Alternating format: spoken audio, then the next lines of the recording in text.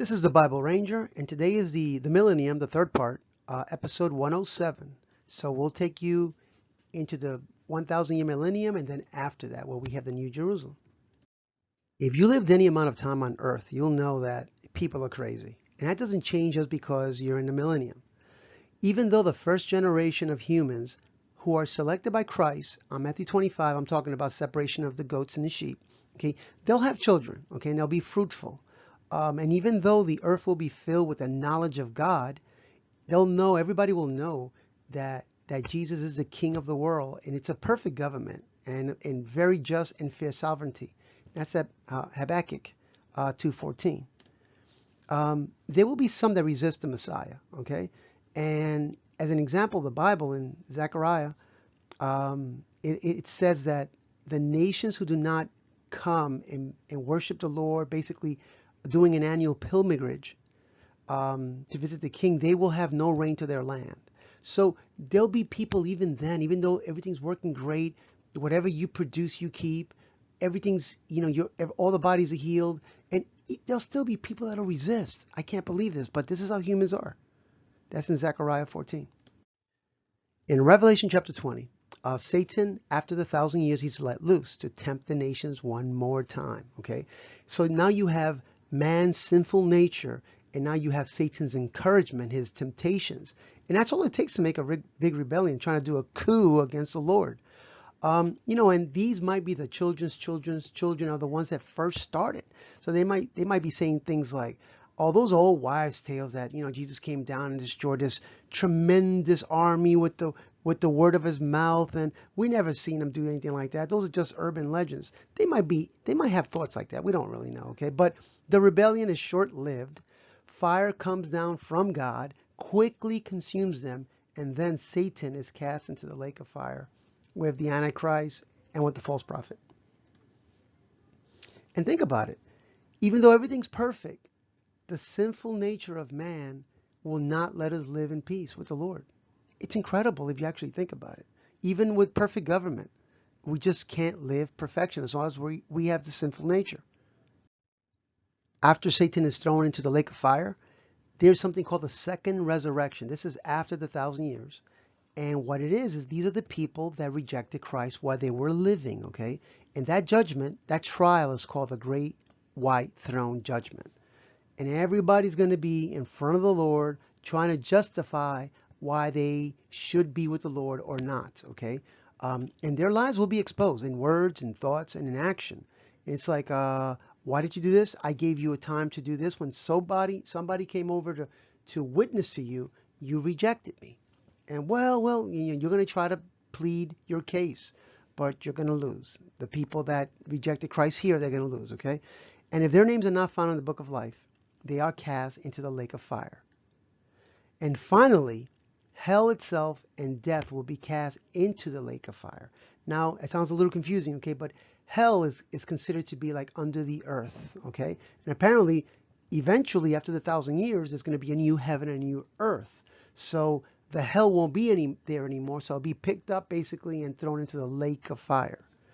And then death itself, they will be thrown into the lake of fire. In other words, after this event, there'll be a new heaven and a new earth, and there will be no more deaths. That's incredible. No more deaths. Awesome.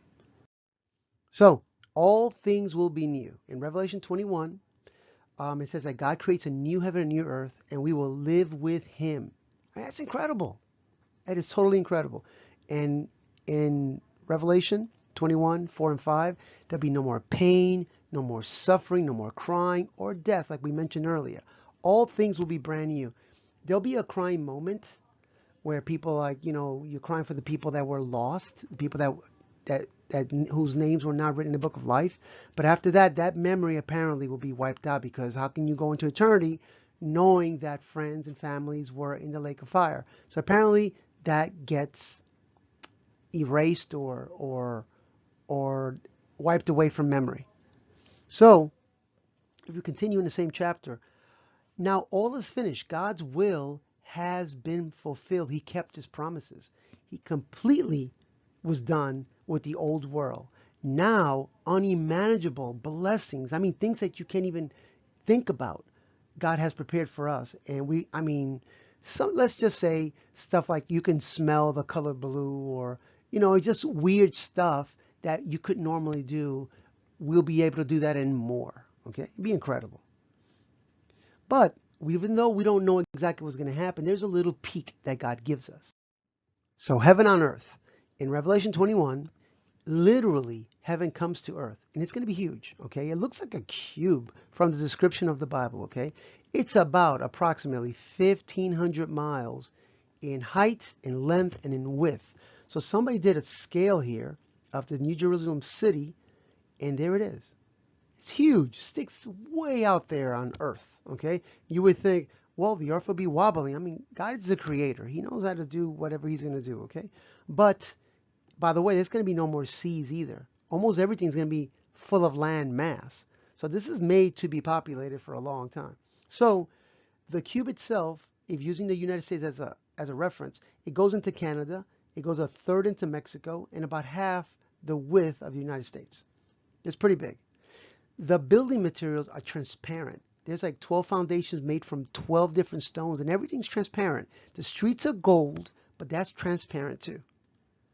There'll be no more sun because the light comes from God himself. And that makes sense that things are transparent because things are going through the walls. And somebody estimated that if everybody had 3 to 5 acres, about 3 trillion with a T people can live in this cube alone. So now think about this. Space from Earth, space starts about 62 miles up. So this thing is about 1,500 miles. So this is way past the borders of space. So obviously everything's going to be different. Okay, we're not going to have the same rules as we have today. But that's huge. So there's another shape that if you have the height, the width, and the length can fit into this. And it's not necessarily a cube. It's a pyramid. Okay, now most scholars say it's a cube, and I believe that too. But I'm just throwing it out there. It's good. We can use our brains here. We can think. This cube, this thing that is not a cube would be this pyramid, right? And the reason I say that is because there's several verses in the Bible that talk about the mountain of God. There's a lot of verses actually. And then Satan wants to be in the, higher than the mountain of God, which is highly exalted, and he continues verse after verse, okay? Also, the elite of the world, the people that control everything with the money, okay, they're always using pyramids. I mean, even in the dollar bill, there's a unfinished pyramid with the all-seeing eye, which is Lucifer, okay? And I wonder if it's actually a pyramid size because Satan is imitating God's dwelling, and he's just copying from it. So it is possible that it could be a pyramid, but, really, who cares, okay? Where's the high point in a cube? Because God is most likely going to be in a high throne somewhere. He could be inside in a high place. That's possible. But it's just a thought that I thought would be interesting. All right, so what will the saved people be doing? We're not unemployed, okay? On earth, while we're retired, okay, if you retire, your reward is basically not to work. Okay, and you can decide that if you want. Some people want to continue working. Now, God's rewards for us is he gives us more responsibility, more abilities, and more honor. So he's going to keep us busy. We're not playing strings on a cloud and just, doing nothing in heaven, okay? Now, we'll have glorified bodies and we'll be able to eat. We'll be able to go through closed doors like Jesus. Maybe interdimensional travel, immortality, and able to see God face to face. And it seems that the work that we do here on earth for the Lord cements our position. This is important. Cements our position in the new heaven and earth that's going to come. So let's get to work, okay? And I made a big picture of this, of Christian responsibilities. You're not working yourself for salvation, but once you're saved, we work for the Lord. And we are rewarded according to our work. So if you can, take a look at this and look up the verses, things that can help you in your Christian life. So the book of life, very important. Now, will your name be written in the book of life? Okay, that's more important than anything else. In Romans 3:23 it says, "For all have sinned and come short of the glory of God." You can't work for your salvation, okay? However, Jesus will cover our sins, okay? No matter how many sins you've done. Even if Hitler, as bad as that sounds, would have repented sincerely, he would have been forgiven too. That's how big God's grace actually is, okay? All right, so follow Jesus. Say, Lord, I need you in my life. I need you to forgive me of my sins, Lord, and you follow him, okay? You're not perfect, but you follow him because we're saved by his perfection, not our perfection. But you do ask for forgiveness when you do something wrong.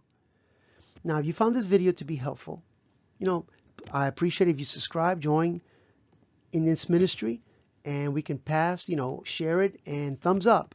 That way the algorithm gets picked up and it gets spread through other people and we can continue spreading the word. This is the Bible Ranger, keeping the Bible simple yet rich in content. Thank you very much.